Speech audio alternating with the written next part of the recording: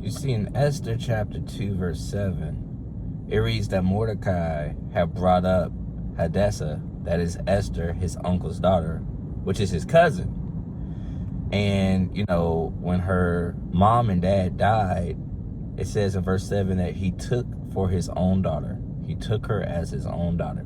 So then we get down to verse 11, and it reads, and Mordecai walked every day before the court of the women's house to know how Esther did and what should become of her. You see, this is a big cousin. This is an older cousin looking out for the younger cousin. And he raised this girl, Esther, and he looked after her.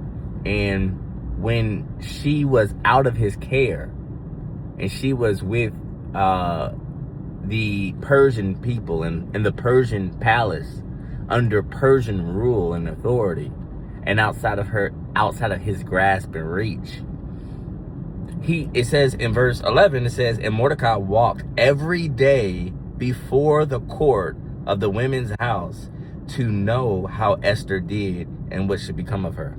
He was checking in to see how she was doing in verse 11. And I think that's so key. You know, check on your people. Make sure they good. You know what I mean? Like you the older cousin, and you raise these folks, and then now they just out there in the wild, and it's like, man, ain't nobody come visit me. Visit your people. Make sure they all right. You know, be that good big cousin. Be that big brother. Be that person who loves their people and looks out for them. And you don't even have to be a relative. But if you know somebody is out there beyond your reach and you don't know if they're okay, make sure they good. Like my boy Mordecai did for my girl Esther. That's the scripture of the day.